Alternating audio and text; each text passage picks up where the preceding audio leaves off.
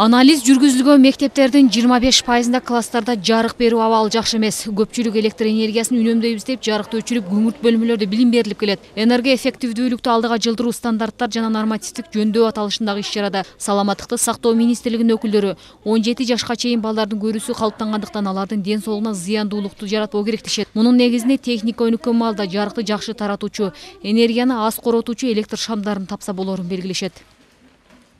Окуу класстарында жарыктандыруунун деңгээли 350 люкстан 500 люкска чейин болуш керек. Бул баягы норматив. Бирок тилекке каршы мектептердин бир 20-25% жарыктуулуктун деңгээли нормаларга дал келбейт да. Бул эми баардык кабинеттерде дал келбейт деп айта албайбыз. Эгерде баягы окуучу класстарды карап көрсөк, бир где-то 2-3% изилденген класстардын нормаларга дал келбейт да. Өзүн мисал келтирген Жогорку Кеңештин депутаты Евгения Строкова жыйында өмүр бою педагог болуп иштеп, бул көйгөйдөн маалыматы бар экендигин айтып берди. Өлкөдө энергияны үнөмдөп, класстарда жарыкты өчүрүп атып, окуучу балдардын ден соолугуна олуттуу зыян келтирип жатканыбызды байкабай калуудабыз дейт. Бирок бул мамлекеттик деңгээлдеги маселе болгондуктан аны чечүү директорлордун колунан келбесин белгилейт. Андыктан үнөмдөөнү ден соолуктан жогору койбоо кажет. Проблема, не побоюсь это слова, это электр жарыгын өчүрүп атып, окуучуларга зыян келтирип жатабыз. Советтер Союзундагы электр шамдары эскиргендиктен алмаштырганбыз. Азыркылар үнөмдүү деп айтканыбыз менен стандартка толук жооп бербейт. Балдар окууда көрүү органына күч келбөөсү керек. Билим алуунун деңгээли жарыктандырууга көз каранды болгондуктан аларды мүмкүнчүлүктөн четтетпөө зарыл. ну еще какие-то заболевания.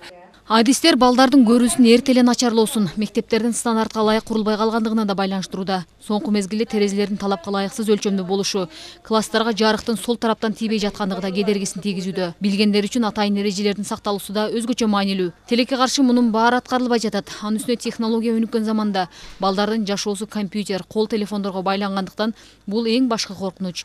Китеп окууда компьютер, телевизор көрүүдө аралык сакталуусу кажет. Көз менен окуган китеп болобу же телефон болобу, монитор болобу, атайын бир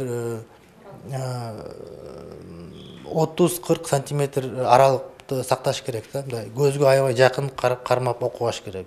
Туура тамактануу, витаминдердин жетиштүүлүгү болуш керек. Витамин А, жашылча жемиштерди көбүрөөк жешибиз керек, өспүрүм балдар.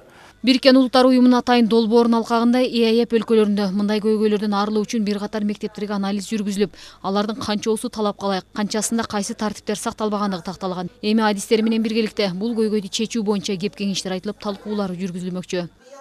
Шекер Сатыбалдиев, Эрмек Райымбеков, Нью ТВ.